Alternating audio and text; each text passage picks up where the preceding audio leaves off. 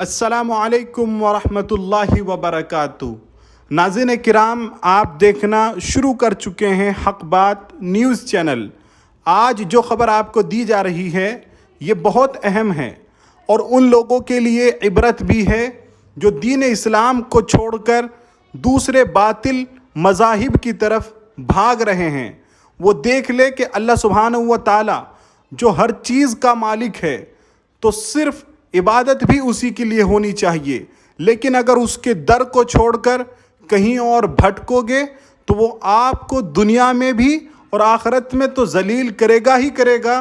دنیا میں کیسا ذلیل کرتا ہے تو اس نارائن تیاگی سے عبرت حاصل کر لیجئے۔ دوستو، واقعہ یہ ہے 30 مئی 2022 کو یہ شخص اپنے گھر سے بھی محروم ہو گیا ہے۔ پہلے تو اپنے دین اسلام سے محروم ہو گیا تھا، اس کے بعد یہ جیلوں کی سلاخوں کے پیچھے رہا، اور اب جس گھر میں یہ رہتا تھا اس کو قبضہ کر لیا ہے سرکار نے۔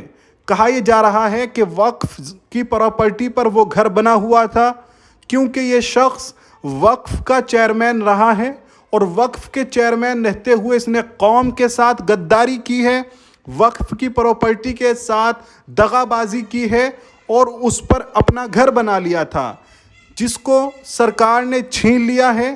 اور اب یہ شخص احتجاج کر رہا ہے اور فٹ پاتھ پر سونے پر مجبور